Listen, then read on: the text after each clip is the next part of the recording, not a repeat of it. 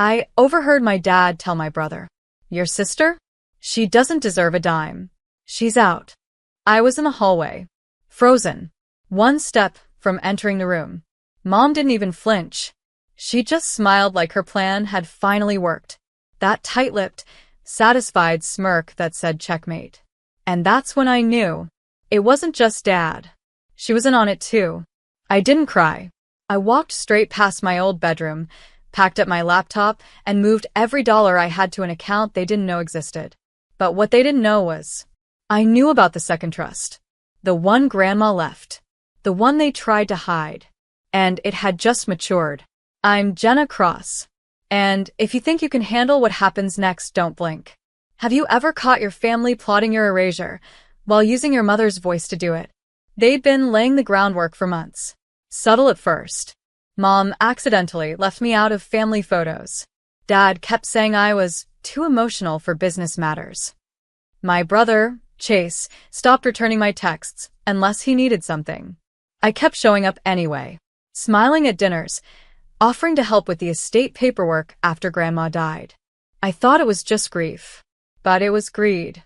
And I heard it, clear as day, through the cracked door of Dad's office. "Don't tell her about the account," he said.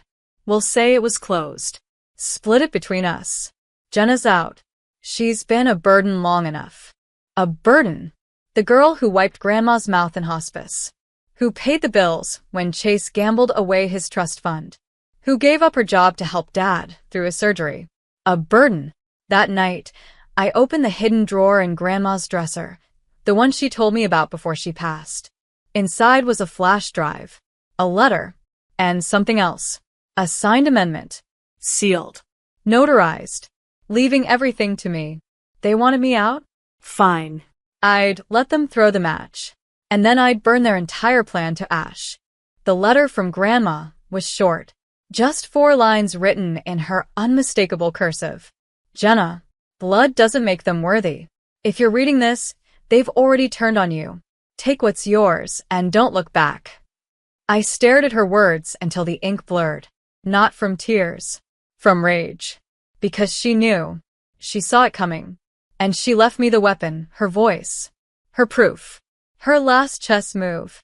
The next morning, I walked into the kitchen like nothing had changed. Dad sat at the head of the table, flipping through financial papers. Chase scrolled his phone. Mom made tea, humming like a woman who thought she'd won. "Morning," I said flatly. Dad didn't look up. "We're busy, Jenna. Can you give us a moment?" I smiled, cool and practiced. "Sure. Just wanted to say congrats." He finally looked up. "On what?" "On handing me everything." Mom paused. Her hand jerked. The tea spilled. "What are you talking about?" she asked.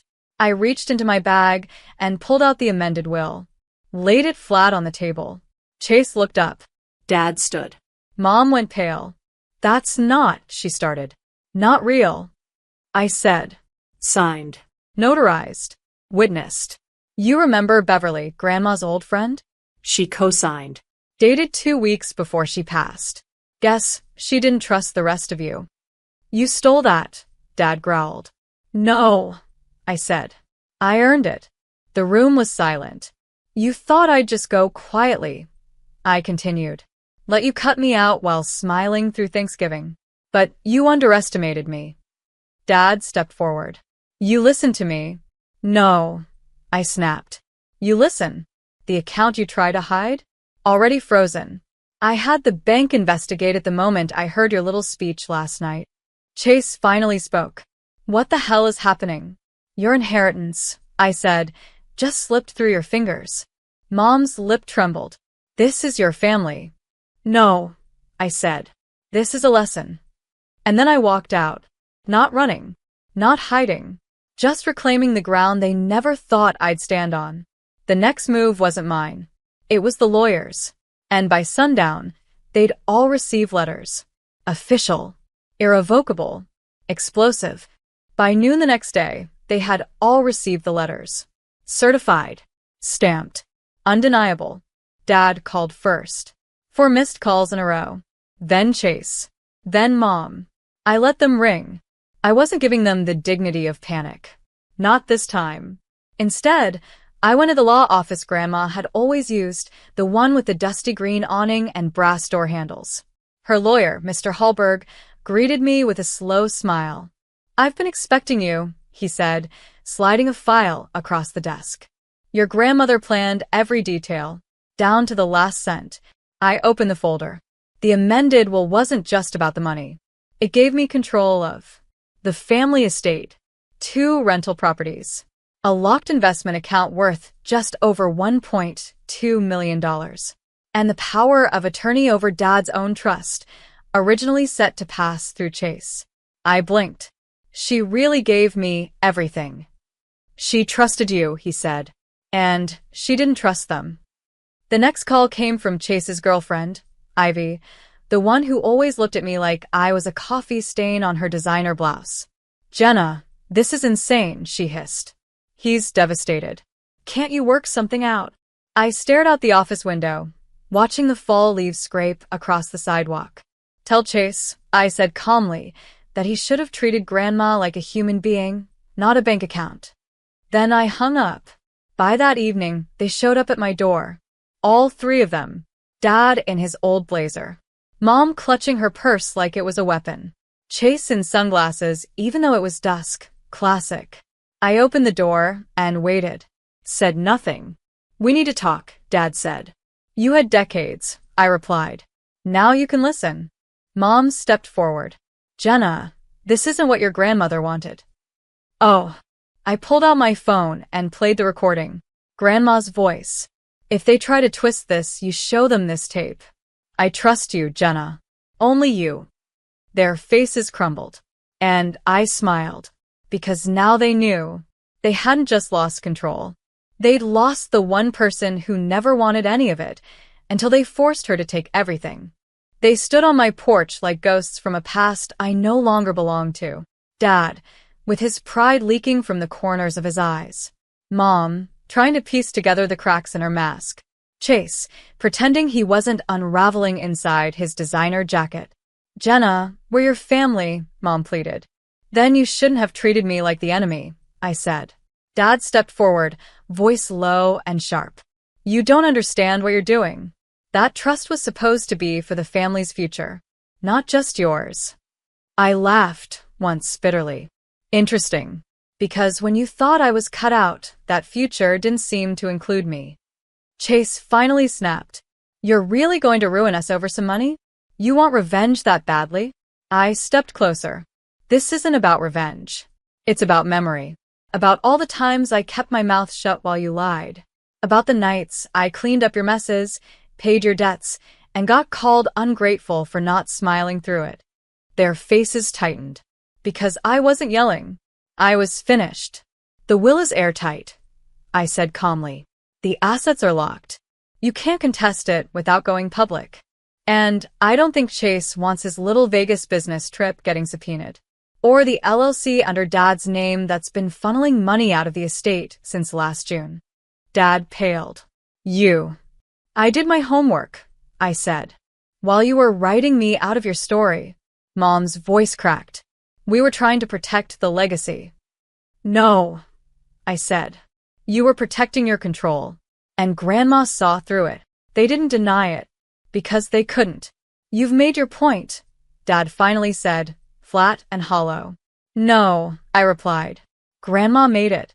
I'm just carrying it out." I turned to go back inside.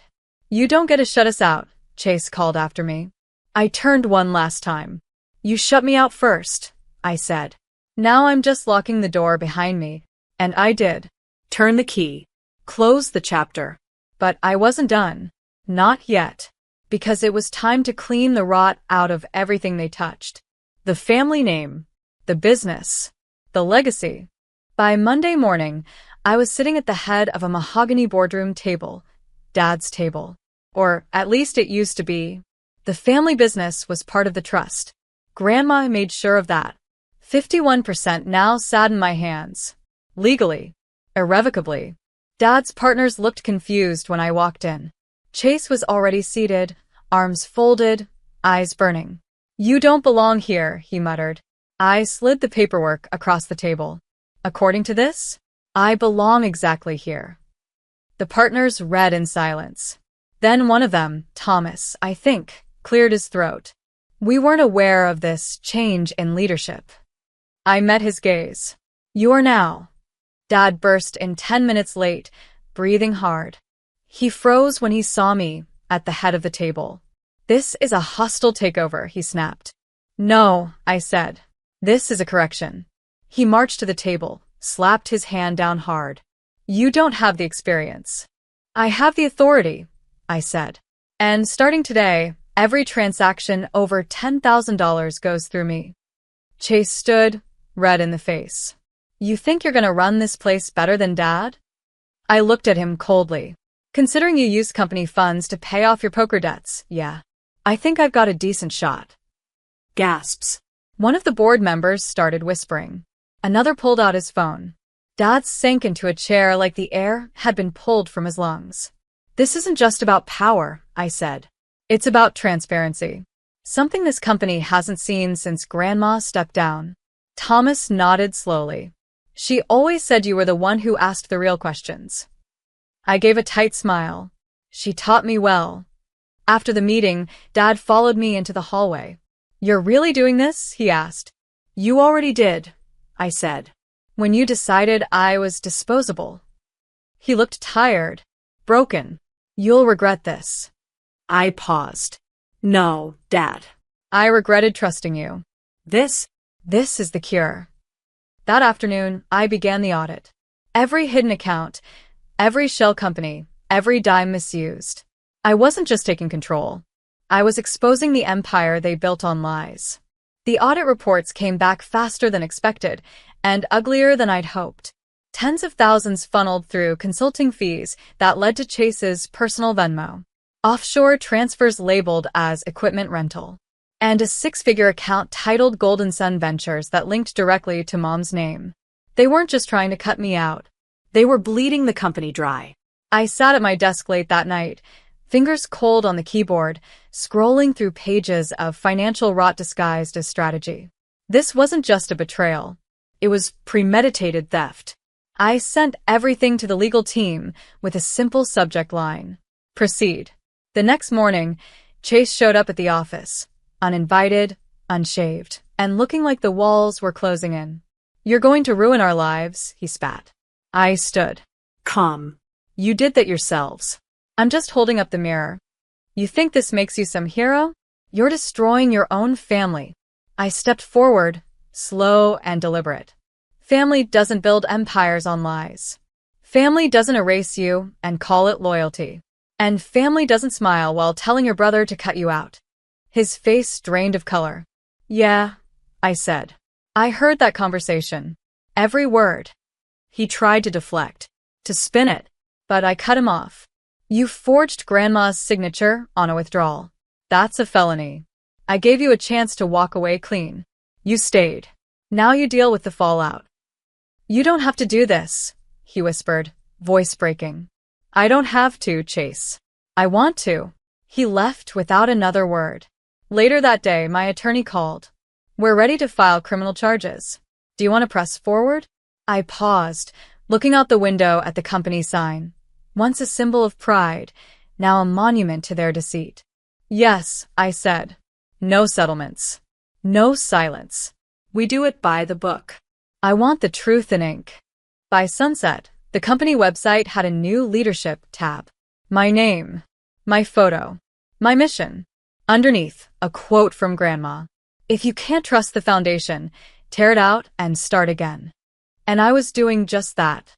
The subpoenas were served on a Thursday, one each to Mom, Dad, and Chase.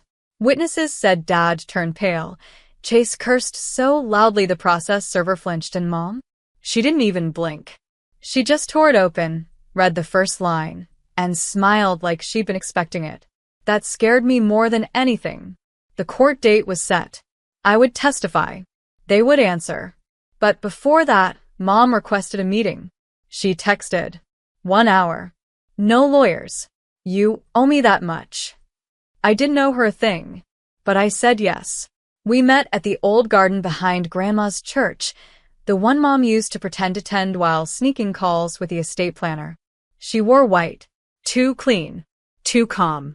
"I have to hand it to you," she said, sitting on the weathered bench. "I underestimated you. I didn't sit. I wasn't trying to impress you." "No," she said.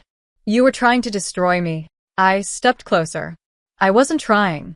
You did that to yourself." She looked out toward the chapel. "I kept this family running.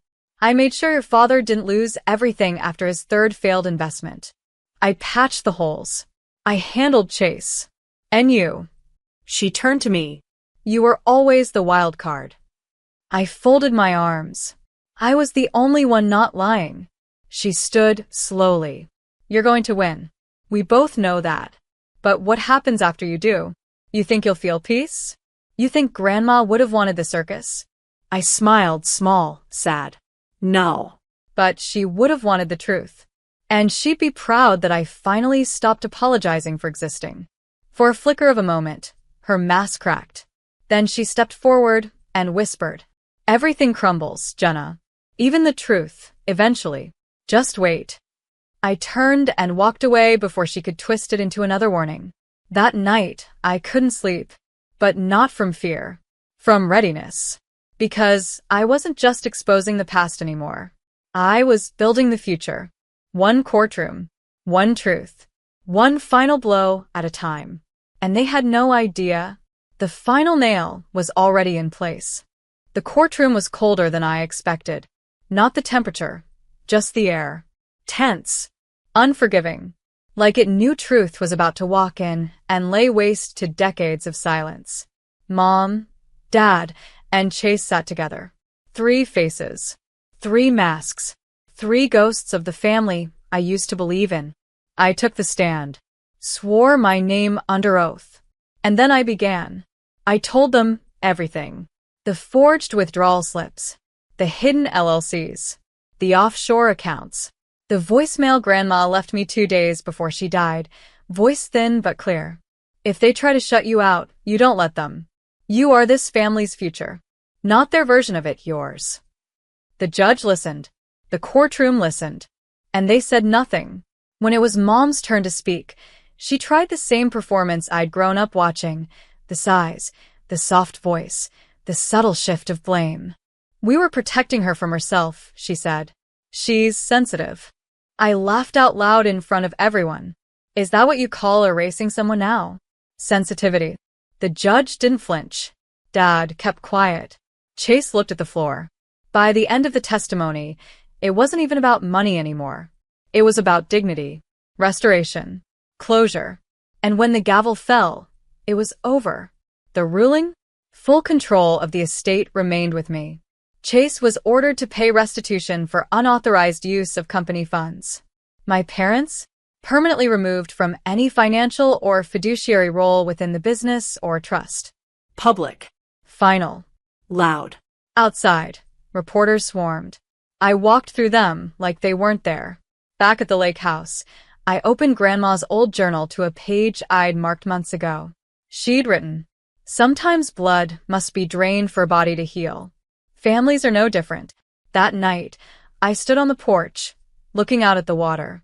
They had tried to bury me, and in doing so, handed me the shovel. But I didn't dig a grave.